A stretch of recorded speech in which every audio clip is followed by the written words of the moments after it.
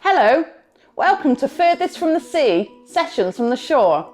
My name is Abbie Canning and I'm a mixed media artist, which means I make work out of lots of different materials. I'm joining you from my studio today, where I'm going to be explaining about the work of a number of other artists that you might be interested in looking at and draw inspiration from to make your own pieces of artwork when you go outside.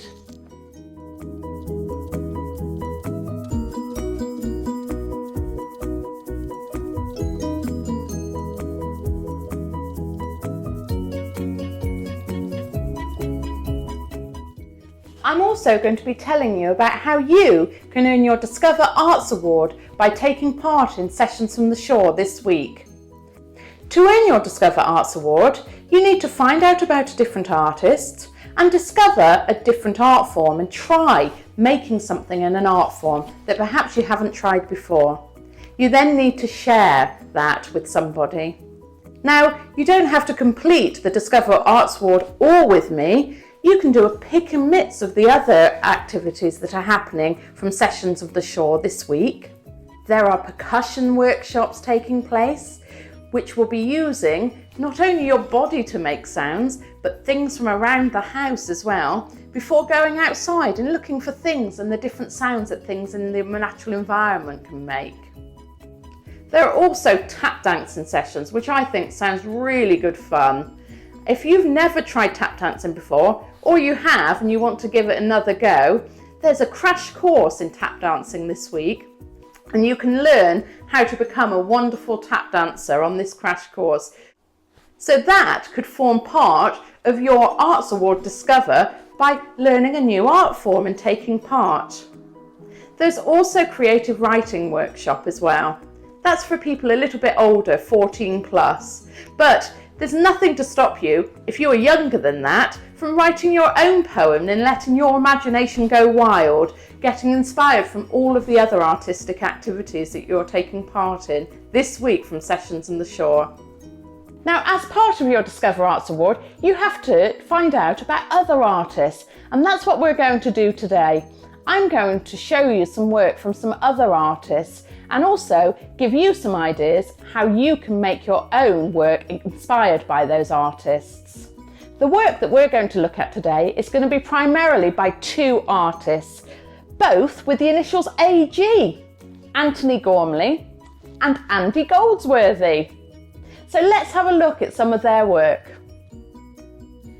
The first piece of work we're going to look at is Antony Gormley's piece entitled Another Place. It's situated on a beach, Crosby Beach, which is 5 miles north of Liverpool and consists of 100 figures, sculptures that have been cast from Antony Gormley's own body.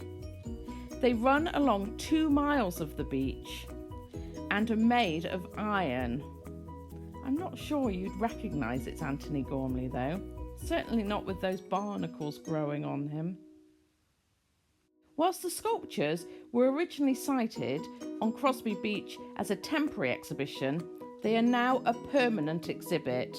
The sculptures remain in place whether the tide is in or out, and it's really fascinating to see the differences on each of the sculptures, all made identical to begin with, but over time, remember 15 years they've been there now, they've been changed by the elements. Whilst all were originally cast and identical, each now is unique.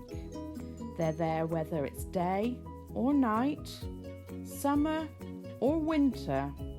Each sculpture now has its own identity, given what it has been exposed to, which is different depending upon the placement or even what's happened to it.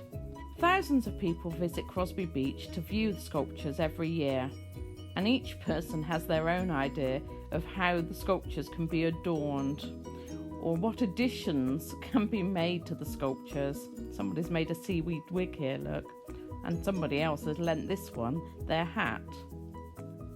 But Antony Gormley created these works to explore the relationship between man and nature.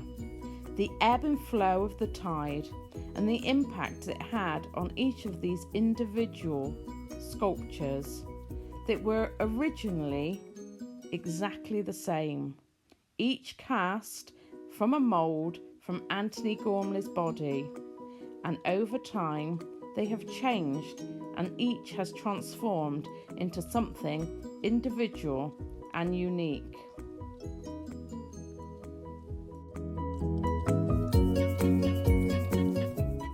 The next artist we're going to look at is Andy Goldsworthy, and here he is spitting out lots of petals from a flower.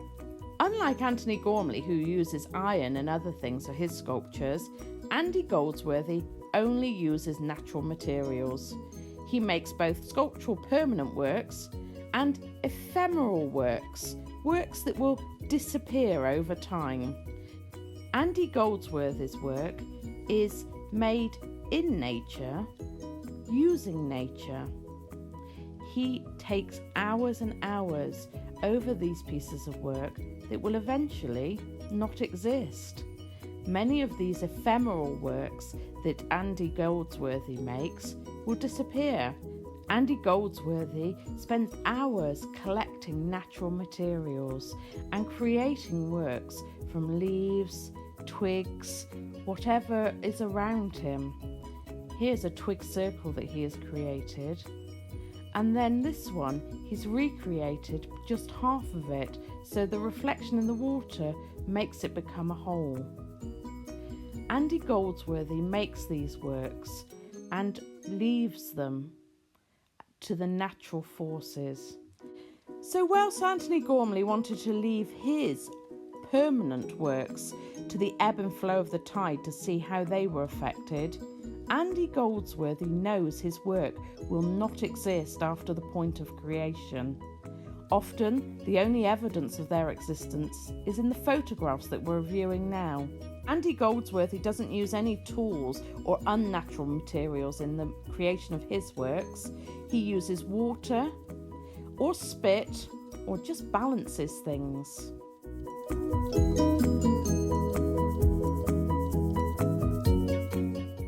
So we're going to attempt to try and make a work inspired by Andy Goldsworthy now, and in particular his work called Rain Shadows. This is a great activity to do as a family when you're out and about one day. So first of all, you need to choose one of your family members that's going to be the model. I've chosen one of my family members to help me today, and what you need to get them to do is lie down on a flat surface. So this could be grass, the beach, sand or rocks like I have. Then decide what you are going to draw around your family member with. I'm using rocks here, so I'm taking lots of different rocks from the beach and I'm placing them around the whole of the outline of my family member. If you were doing this on grass, you may not have rocks to hand, so you may have to look around for twigs or something else to outline the shape of a person with. It's also great fun to do a whole collection, so after the first person, you can then get the next person to lie down and model and make a whole collection or series of these artworks. But as you see, I'm selecting stones and I'm trying to decide which shape goes where to get the best outline.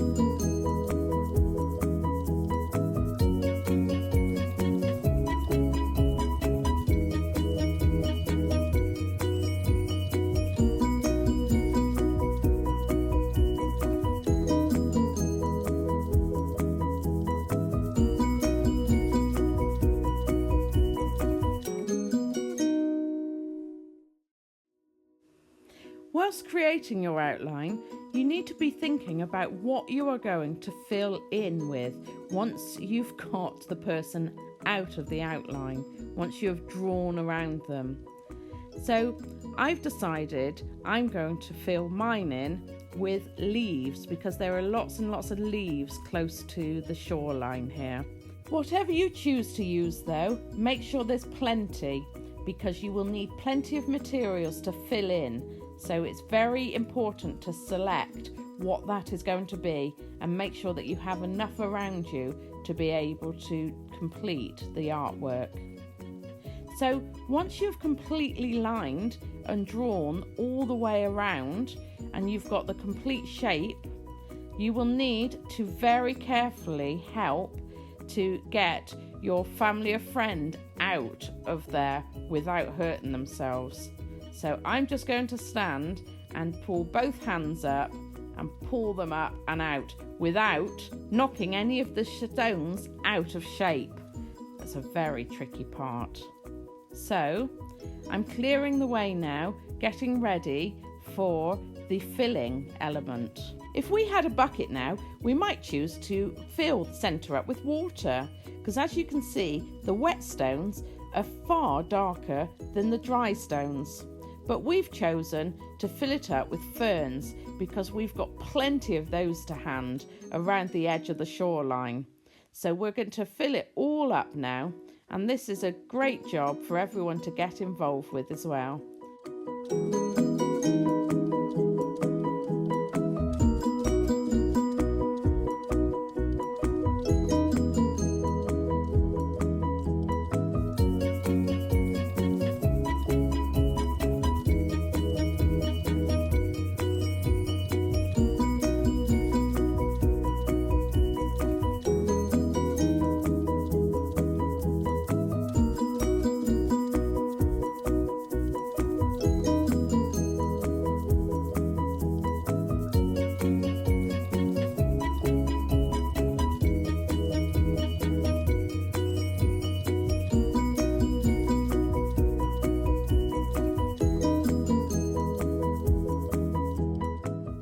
So here we have our completed artwork inspired by Andy Goldsworthy rain shadows.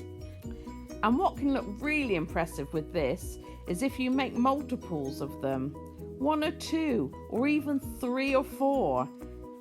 You will often find in artist's work that things produced in multiples can make a work really stand out, really impressive. Just like the Antony Gormley, another place. That's got 100 sculptures. What do you think your impression of that work would be if it was just one on the beach? How would that make you change how you felt about the work?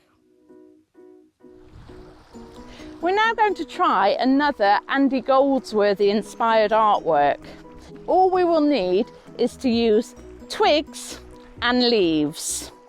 Now I've collected loads and loads of leaves here, and all I'm going to do is simply take my stick and thread them on. Now if you see my end of my stick here is a little bit lumpy, it's not going on well, so I'm going to use the other end and they will go on a lot easier then. And I am just going to keep pushing these leaves on and pile them up and up and up.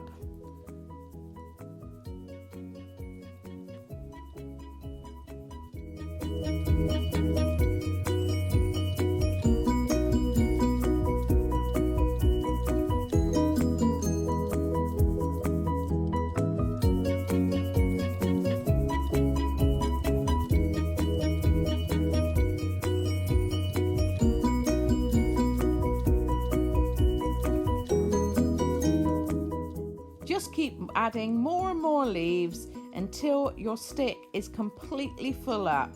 And then once you've got a stick that's completely full, you can find somewhere to stand it. Now I've stood mine here on the side of the shore, but you can stand it wherever you feel that you would like to. Thinking about Andy Goldsworthy's work and taking inspiration from some of his ideas, think about contrasts of colours and how you can make your work really, really striking and stand out. And again, don't forget about multiples. Having many of these stood would be really striking. Now I'm off to go and collect lots of natural materials to take back to the studio for the next activity. I've got some cow parsley, lots of different leaves, and I've even got some flowers in different colours so that what I can create will have some colour into it. So this first one, we can create people making leaves and all of the items that we have collected. So what I'm going to do is simply break off those leaves, and this I'm going to turn into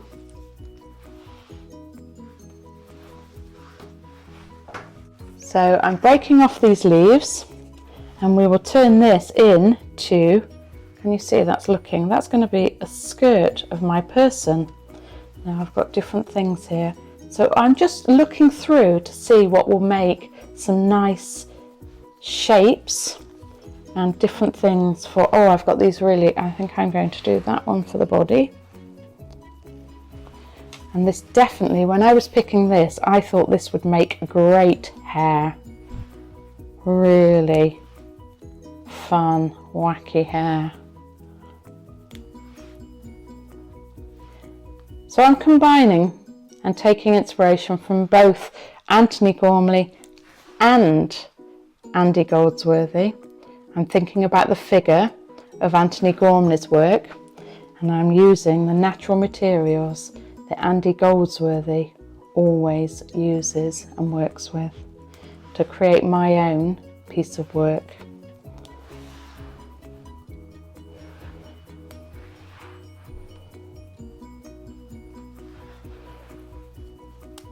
I've got all of the hair. This is a really mad hair. Can you see this one? And then I'm going to see what I can find here. Oh. And I'm going to do 2 tiny little pieces of the fern for feet. I think these can be great little feet for my person that you can kind of see starting to come together now. I've got to decide what to use for legs, and I think I might use some of these stalks here. They're going to make good legs, nice little spindly legs. So I'm just going to tuck that up underneath, and we've got one leg there. And I'm going to find another stalk, and I think I'll use the stalk from the cow parsley, and I'm going to tuck that under there. Whoop. And we're getting somewhere now, look. I've got to decide what I'm going to use for my arms. So again, I'm looking through all of the different materials that I have collected. And I'm going to get this cow parsley now actually, and I'm going to see if we can make some big fluffy arms out of this by just taking the tops of it. Oh, I think they make good hands actually. They might make good fun hands looking at that.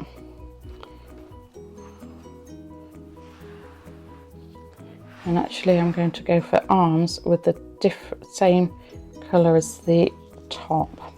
So then it looks like it's all part of the same outfit. We go through there. Oh. And there. Now obviously I'm doing a person, but you might want to choose to do an animal or something like that with yours. And I'm just moving all of these little bits out of the way. And I've got to decide what to do for my head now. I'm going to put a head in there, so I'm going to look for a roundish type. Hang on. We can try different ones out. I'm not sure. Oh, that doesn't look too bad actually, does it, that one? So let's get these clear all out of the way, and then we're left with our amazing person. And what we can do, or what you could do again as a family, is make a whole family of characters. I'm just putting some eyes on this one here. Oh, with these tiny little flowers. I almost need tweezers to do this with. this person is going to have the mouth made out of the same thing as her feet. So we're going to have a little smiley mouth here out of the fern. And then I'm not sure if I'm going to put a nose on her. I think she's just great as she is. So I've made a little natural person out of collecting all of the materials and things that I found on my walk this afternoon. I hope you've enjoyed learning about other artists today, and I hope that you've had some ideas whilst watching my ideas and the work of other artists about what you and your family can get up to, whether that be in your garden, in the local park, or if you're going out for a nature walk. There's lots of materials around you for you to feel inspired by and make your own work. Don't forget to tweet or send us pictures and images of that work that you produce. We'd love to see what inspiration you found and what you've managed to produce from the things that you found around you. Bye for now and have good fun this week.